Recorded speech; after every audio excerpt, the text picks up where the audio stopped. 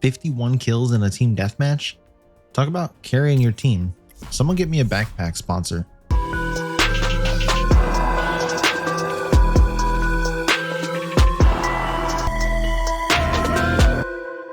Hey guys, Nightfall here, and about a week ago I had an epiphany. Something came to me.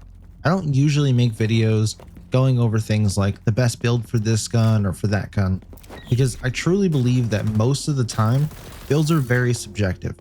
A lot of times it really depends on the map that you're playing, the play style of the player, but what I can tell you is if a build makes sense or not, and if there's a way to improve it based on play style or the maps. There are some builds like my P90 build that just slaps in all maps and works for most playstyles. If you're interested in that build, you should check out my channel and you can find it on there. But today I want to talk to you about a weapon build that I threw together and have been tinkering with for about a week now.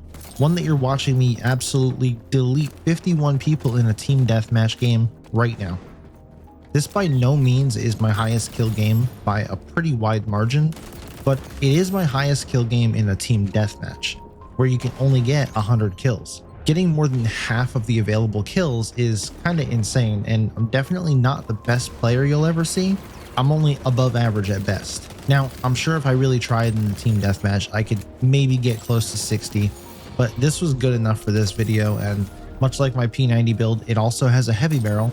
And yeah, I know, crucify me in the comments later, but everyone that at least tried my P90 build agrees that it is absolutely amazing. So I'll throw this build up here on the screen in just a moment and walk through why I chose each attachment. But first, let me talk about a couple things that I haven't talked about in what feels like forever. My Discord server. It's not massive by any means, but it's still a fun place to come and hang out. And I promise to those that are currently in there, it'll get more active. Life has just been lifing. So cut me some slack. But I can feel custom matches coming just around the corner, and even if they end up sucking or this game dies, I would still like to host some custom games on some other games and do prizes to the winners. And I know most of you who stop by my streams on Friday nights are probably so tired of hearing me say this, but Rainbow Six Siege usually has an awesome Halloween event game mode, so I'll absolutely be wanting to do some custom games over there on that. So if you're into those kinds of things and you want to show your skills and possibly win some stuff, come on over to our Discord server and also follow me on Twitter. Recently, I've been pretty active over there, so if you need a laugh to brighten up your day, sometimes just check out my Twitter. But enough of all that, let's go ahead and get into this build. So this is my personal build that I use in most team deathmatch games, and it is the Vector. The Vector by default has a crazy high rate of fire and low recoil, so it's very noob friendly. It's just like a point and click adventure game. You point, you click, enemies go bye-bye. So up first, let's take a look at the barrel extender. And this one is probably the only one on this build that you could argue to swap it out with something else, but it probably wouldn't be another muzzle because the other options are just useless. The only one that might be worth a damn on most other weapons is the muzzle booster, but the rate of fire on this thing is already crazy to begin with, so there really isn't any need to make it faster. Plus, it's not going to help your time to kill any, so it's better reserved for either the barrel extender or another option that we can talk about later. Next up is the heavy barrel.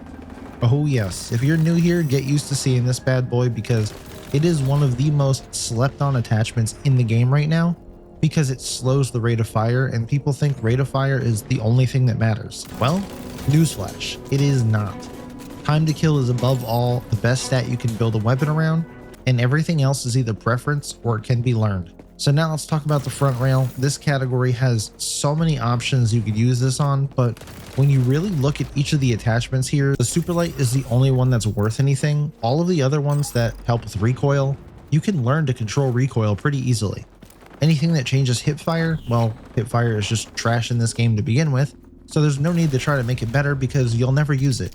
And the only other ones you might want to put on here that increase ADS walk speed, reduce ADS time or sprint to shoot time, causing your overall time to kill to be lower, meaning the time it takes you to ADS, aim, and shoot. Just going to slow that whole process down, and those precious milliseconds is what's going to end up getting killed and folded like an omelet. The sight, as with all builds I will ever tell you about, is completely optional. I need a hollow sight, you might not need one, so either take the iron sights and go with a different attachment later, or use the red dot, totally up to you. Now we have the magazine. This one is sort of a toss-up because this thing just churns through bullets faster than your great uncle Jebediah churns butter, and you're going to need the most bullets possible. So I went with the extended mag on this build, but the reload speed does end up getting me killed a decent number of times. So take this one with a grain of salt. You could either have more bullets or be able to reload less bullets faster. So that pretty much completes the build, and now let's talk about some alternative options for this. And like I said before, if you can deal with the iron sights on this, then you should absolutely use the quick draw grip, no questions asked. It is hands down probably one of 3 attachments in these last 2 slots that you would ever even pick on any weapon build. And the last note I have on the build for this vector is that under no circumstances should you remove the heavy barrel and replace it for anything else. Having the heavy barrel on here allows you to kill any faction in 5 shots, except phantoms, they're going to take 6.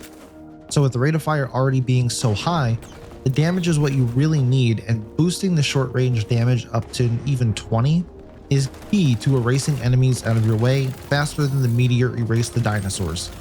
You know, if you believe in dinosaurs. But overall, this weapon build is amazing. I would not recommend using it outside of Team Deathmatch though. You could maybe get away with it in something like Occupy or Domination, and maybe even capture the flag.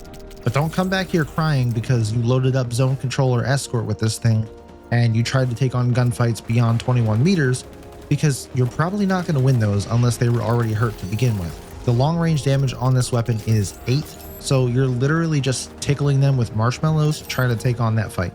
Also, maybe don't use the same skin that I use. I have like the neon highlighter one on this thing, and there's really no reason you need to hold a damn highlighter in your hands. Realistically, this build is solid if used right, and I know in this video my sensitivity is like walking in mud to some of you, and that's because I haven't changed it since the game came out. It's been on a steady 35 horizontal, 25 vertical, but I am planning on increasing that to about 40 and 30 respectively and get used to that before ramping it up again.